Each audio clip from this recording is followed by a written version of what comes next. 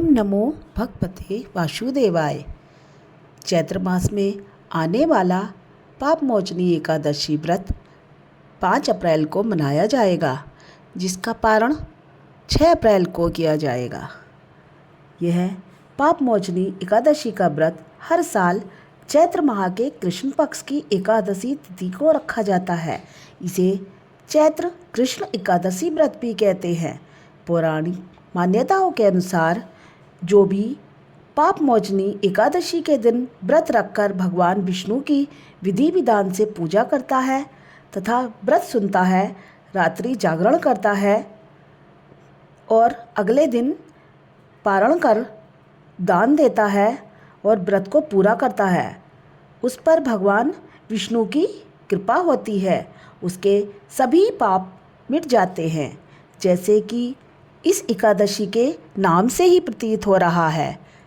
पाप मोचनी एकादशी वह पाप रहित होकर जीवन के अंत में मोक्ष को प्राप्त करता है।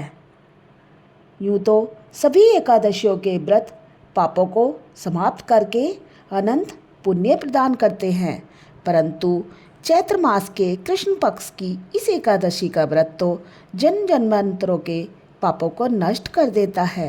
सभी प्रकार की समृद्धि, सुख और अंत में मोक्ष प्रदायक इस एकादशी को भगवान विष्णु की पूजा आराधना करने का शास्त्रीय विधान है।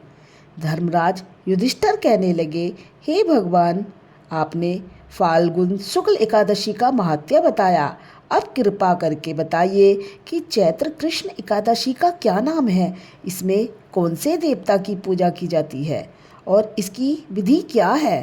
कृष्ण बोले, हे राजन, एक समय राजा मानधाता ने लोमस ऋषि से यही प्रश्न किया था। तब उन्होंने उत्तर दिया कि राजन, इस एकादशी का नाम पाप मोचनी एकादशी है। अब मैं तुम्हें एक पौराणिक कथा सुनाता हूँ। प्राचीन समय में कुबेर का चैत्र रथ नामक एक वन था। उसमें गंधर्वों की कन्याएं किन्नरों के साथ विहार करती थीं। वहाँ सदैव बसंत ऋतु के समान अनेक प्रकार के पुष्प खिले रहते। स्वयं इंद्र भी चैत्र और बैसाख मास में देवताओं के सहित वहाँ आकर क्रीड़ा किया करते। वहीं अपने आश्रम में मेधावी नाम के एक ऋषि भी तपस्या में लीन थे। वे शिव के भक्त थे। एक समय मंजू घोषा नाम की अप्सरा ने उनको मोहित करने का विचार किया। वह ऋषि के भय के मारे समीप तो नहीं गई, वरन दूर बैठकर वीणा पर मधुर गीत गाने लगी। उस समय शिव शत्रु कामदेव भी मेधावी ऋषि को जीतने की चेष्टा कर रहे थे। उन्होंने उस सुंदर अप्सरा के मुँह को धनुष कटाक्ष की डोरी, नेत्रों को संकेत और कुचों को कुरी बनाया और मंजू घोषा को सेनापति बनाकर मुनि को जीतने के लिए प्रहार किया। उस समय मेधावी ऋषि भी युवा और हष्टपुष्ट थे।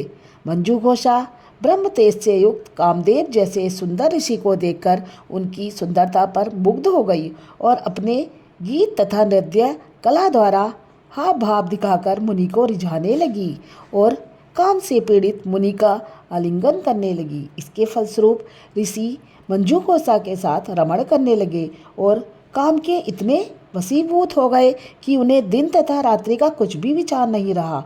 इस प्रकार वह बहुत समय बीत गया।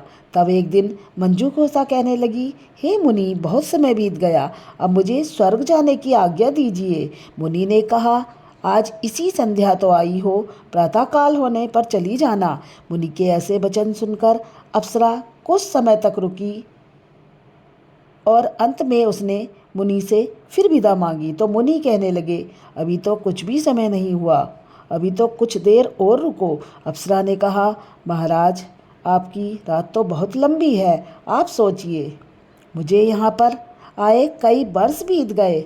उस अप्सरा की यह बात सुनकर मुनि को समय का ज्ञान हुआ। यह जानने पर कि अप्सरा के साथ रमण करते हुए मुनि को 57 वर्ष 9 महीना बीत गए तो वह उनको काल के समान लगने लगी। अत्यंत क्रोधित हो मुनि कहने लगे, अरे दुष्टा, मेरे कठिन परिश्रम से एकत्र की गई तपस्या को तूने नष्ट कर दिया।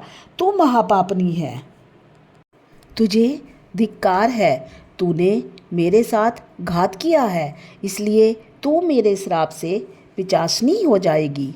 मुनि के श्राप से मंजू घोषा तत्काल पिशाचनी हो गई और भयभीत होकर मुनि से प्रार्थना करने लगी, हे मुनि, इस श्राप का निवारण किस प्रकार होगा? अप्सरा के ऐसे दीन वचन सुनकर मुनि बोले, हे भद्रे, यद्यपि तूने मेरा बहुत अनिष्ट किया है, परंतु फिर भी मैं तुझे श्राप से छूटने का उपाय बताता हूँ। चैत्र कृष्ण पक्ष की एकादशी पाप मोचनी एकादशी कहलाती है और यह सब प्रकार के पापों का नाश करने वाली है। यह व्रत करने से तू पिशाच योनि से मुक्त हो जाएगी। ऐसा कहकर मेधावी ऋषि अपने पिता च्यवन ऋषि के आश्रम में गए। मेधावी को देखकर च्यवन ऋषि कहने लगे, अरे पुत्र, तूने ऐसा क्या किया जिससे तेरा सारा तप तेज क्षीण हो गया? मेधावी ऋषि कहने लगे, पिताजी, मैंने अप्सरा के साथ रमण करके घोर पाप किया है। अब आप इस पाप से मुक्त होने का प्रायश्चित बताइए।